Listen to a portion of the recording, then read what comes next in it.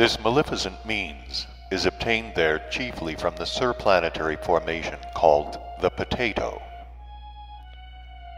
From the use of this said vodka, not only does the psyche of the ill-fated three-brained beings there become, just as from opium and anasha, also utterly nonsensical, but in addition, certain important parts of their planetary body also gradually completely degenerate. Here I may say, my boy, that it was just then, at the beginning of these activities of mine among your favorites, that I instituted for the purpose of better conducting my investigations in the domain of their psyche, those statistics of mine which later on gradually interested certain most very saintly cosmic individuals of a higher gradation of reason. Well then, while I existed as a physician there, among the beings breeding in the towns of Turkestan, I had to work so hard, especially towards the end, that certain functions of my planetary body began to get out of order. And I began to consider, therefore, how to manage to have the possibility, at least for a certain time, of doing nothing but only rest. I could, of course, return to my home on the planet Mars for this purpose. But then there arose before me my personal, individual being dimzoniro, that is, my being duty towards what is called the essence word I had given to myself. And this essence word I had given to myself, when beginning my 6th descent, was to exist there among your favorites until such time as I should finally have made clear to my mind all the facts which were the causes of the gradual formation of the mentioned exclusively strange being psyche of their common presence. Well then, as by that time I had still not fulfilled this essence word which I had given myself, that is to say, I had not yet had time to learn all the details needed for a full elucidation of the problem, I considered a return to the planet Mars premature. But to remain in Turkestan and to organize my existence there in such a way as to have the full possibility of giving my planetary body the required rest, I could not in any way. Because in almost all the beings there on that part of the surface of your planet, breeding in both Chinese and Russian Turkestan, there had already been crystallized, either through personal perception or from the descriptions of others, data for recognizing my appearance. At the same time, each of the ordinary beings of this country wished to speak with me concerning either himself personally or his nearest, on account of one of the vices in the deliverance from which I had chanced to become there such an unparalleled specialist. What I then devised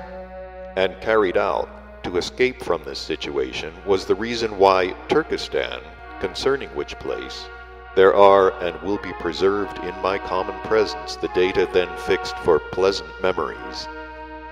ceased to be for me the place of my permanent existence on your planet at the period of this last stay of mine. And thereafter the cities of the famous Europe, with their cafes with the black liquid, made of nobody knows what, replaced the towns of Turkestan with their chaikanas and their delicious fragrant teas. I decided to go to the country which is a part of the continent Africa and is there called Egypt. I chose this country because Egypt was indeed at that period the best place for resting, and many three-brained beings there possessing what is called material wealth went there for that purpose from all the other continents. Having arrived there, I settled down in the city called Cairo, and very soon organized the external form of my ordinary existence in such a way as to have that rest for my planetary body after the said intense and strenuous labors.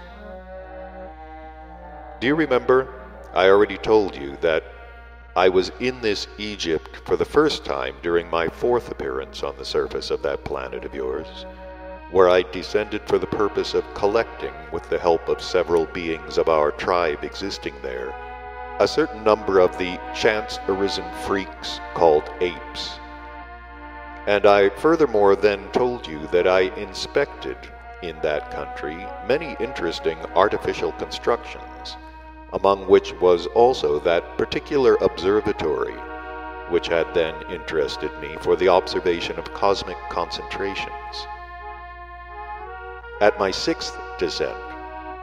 of all the numerous interesting constructions that had previously existed there, scarcely anything existed any longer.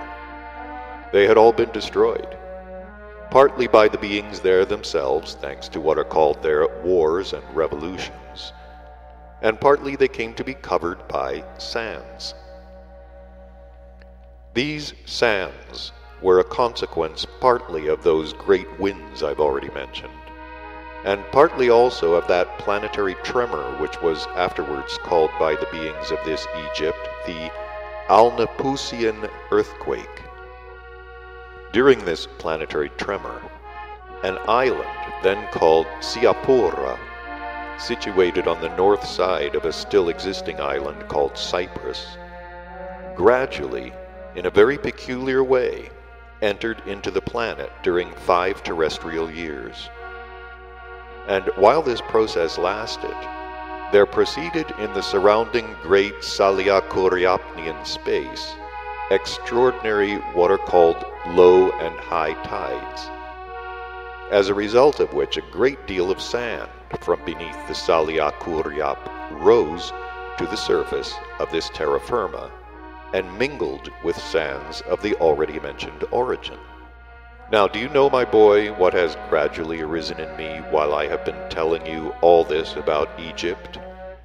and of what all my being has now already become finally aware, namely an unpardonable error I made in my tales concerning the three-brained beings breeding on the planet Earth? Do you remember that at one time I told you that not one of the achievements of the beings of past generations had ever reached beings of subsequent generations? Well, it has become aware in me that I have made a mistake about this. Not once during my preceding tales concerning these beings who have taken your fancy has there ever been recalled in my being association an event which took place there just one day before my flight forever from the surface of that planet, and which event proves that something after all did reach even your contemporary favorites from among the achievements of the beings of the remote past. The emanations of joy which then arose in me from my pardon by our all-just Creator, omnipotent endlessness, and from His gracious permission to me to return to the bosom of my first arising, must have prevented me from absorbing those impressions sufficiently intensely, for there to be in the corresponding part of my general whole such completely crystallized data as should engender in beings during being associations arising from the result of one-sourced manifestations,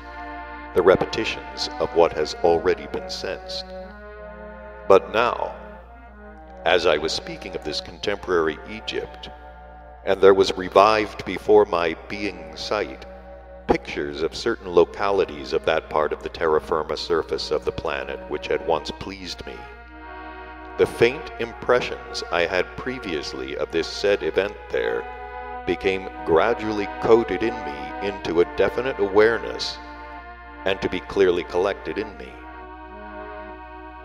Before telling you about this event there, which cannot be described otherwise than as sadly tragic, I must, for your more or less clear representations about it, once more tell you something about the three-brained beings